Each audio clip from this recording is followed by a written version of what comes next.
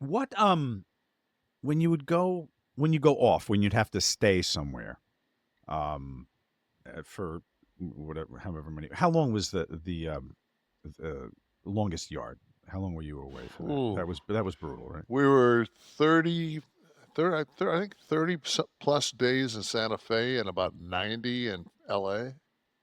Right. Yeah. Um. See, I've never had to go away that long for anything I've done. It's only been a matter of days. Anything I've done has China, just that been days. DOA was over 100 days in China. That's okay. So that's way crazy. But do you get do you kind of get lost in the, like, what would you say, California and Arizona was Santa Fe. Santa Fe? All right. So we scrambled to get into the Fisherman Wharf. At that time, it was a Marriott, and to get like an extra 10 days down there. And then I basically flew back home to Florida as they did and grabbed a bag and went to Santa Fe. Mm. And I had I mean, I had the Punisher. I mean, I just finished the Punisher maybe 7, 8 months before that because I know that one of my friends that I made on the longest yard was Conrad Good, who was he played with the actually was a center for the Giants for several years, and was just we just hit it off. And but he Mm-hmm. just said when I got in the van to drive from Albuquerque to Santa Fe, and he just said I thought you did a good job in the Punisher, and I was like, thanks, man. Which was weird because I was kind of I hadn't worked in so long, and it was just like you get in a van and somebody's actually seen something. It was like somebody not saying something about wrestling, somebody making reference to like I'm going to a set, and somebody made a reference to the acting That must be process. the best, right? When someone sits down and the Oh, first thing they say to you is, "Hey, I heard you played ball," right? So you could talk about college ball, oh, or, "Hey, I saw you in the Punisher," man. Like, yeah, it's always, man, like you're coming through the airport and they'll be like this older I think I said this on the show, but this older lady, probably like mid 70s, is walking towards me. She's got this big smile on her face, and she says, "I know you." Tarzan. She No. goes, "You're Troy. You're the redneck from Living the Dream on BritBox back home." And I'm just like, "Yep, that's me." She goes, "You were excellent." That's I said, great. "Yeah," and it's just like, thanks. Like the Detroiters got a little run, so that episode, and Lita actually sent me a thing. She says, "Just got done watching you on the Detroiters." She goes, you were great, you were great," and that really is just something like that just makes your day when somebody sees you and they go like, "Oh wow, Sees your art, right? yeah," like Yeah. besides When oh big lazy, when so they bring up your stage days, when you did Hamlet in the West End, and oh God. or when you were Macbeth up at That Edinburgh, that that Scotland. that run when I did Othello, Mm. That's why I see the John Amos in you, I think. yeah. Well, I mean, and the thing was that I didn't know till later on when I ran into Lawrence Fishburne at the cigar club out in L.A. He says I basically mimicked my Othello to yours, and I said, fucking thank you. Whatever works. Yeah, Yeah, exactly. I take it as a yeah, compliment.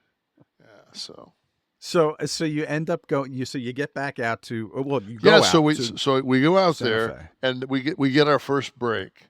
So I come home and I've got 4 or 5 days, and lo and behold, fucking Hurricane Charlie hits Mm-hmm. Daytona Beach, and I mean Daytona Oh. Beach is ground zero. So, but we had the condo back then, so the condo was bulletproof. So you know, Mm-hmm. uh, I went back and went to work, and I was coming. I had another break like 3 weeks later, and it was after that was the break when we were breaking camp from Santa Fe and going to LA. Right. So I was going to fly home, and as I'm leaving, Hurricane Gene is going out into the Atlantic. It's taking a fucking hard fucking right and going east. I land so I leave LA. Uh, I get to Atlanta, and I'm looking at the screen, and the flights are now all canceled into Daytona Beach because fucking Gene has fucking hooked and is going right towards Daytona Beach. So I'm like, oh. So I called Tamara and I said, can you just can you get like, load up the Mercedes and go to your mom's, because at that point her mom lived in Atlanta. So she grabbed the dog and T, and they went to Atlanta, and T was only 8. Mm. Yeah, T was like 8 years old, and so then that was, and then so then we went back, and Steve Austin was staying with Dallas. They were roommates in Playa Vista, and every night when we got done, like from shooting, I'd go take a shower, whatever, and I would go over to Playa Vista, and Steve and I would fucking just tie one on. I mean, every single night, Beer? beer, beer or wine, but mostly beer. And we'd cook, Dallas would cook steaks and stuff, and uh, we hung out like the entire set, because I was staying at the Oakwoods in Marina Del Rey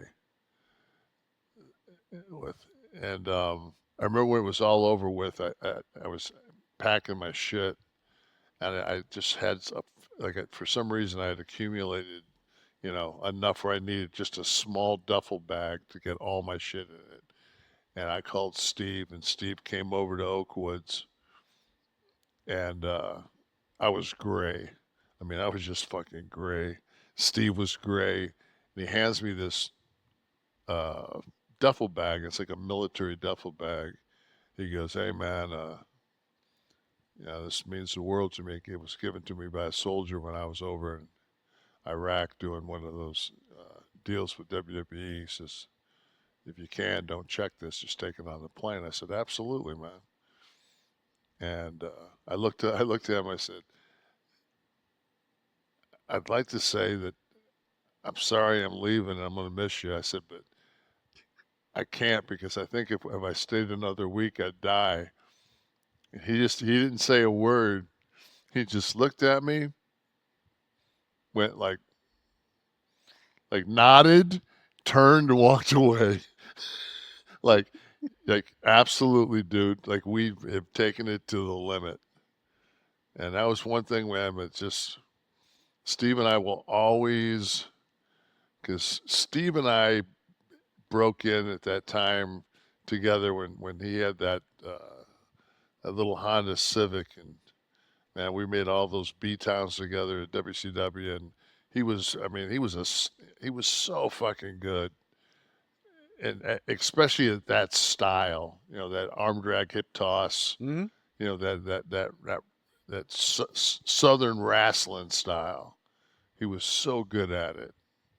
Such a good athlete, and they were just That was the most brutal set you were ever on, right? Just schedule like because you had the heat, but then there was a lot of standing around in pads, right? well, yeah, Like, but you one thing that you learn when you play football though is you learn to hook your pads onto your jersey. So you can take your jersey and your shoulder pads off. oh Then right, you you just see got to two get of them. somebody to pull up your jersey, and then there's two things that go in the back that hook in. So I mean, we we had our trailers around the back of this football stadium. We had them in like a horseshoe, Mm-hmm. We had a fire pit, coolers. I mean,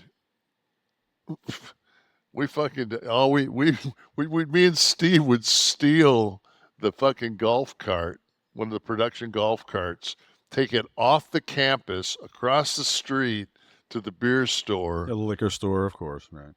buy all the shit we could, and they kept telling us over and over, you guys can't fucking you can't take the golf carts, you can't drive through campus, and you definitely can't take the goddamn things off the fucking set. And that's all you Okay. have to tell a professional wrestler, Yeah, that you it's just can't like do something. fuck you. Exactly. That poor fucking PA that used to, or AD that would have to try to wrangle you guys, I can imagine. And it was an ongoing joke is when they'd come and knock on your, like, a lot of times there'd be like three of us just sitting in a trailer watching something or doing something.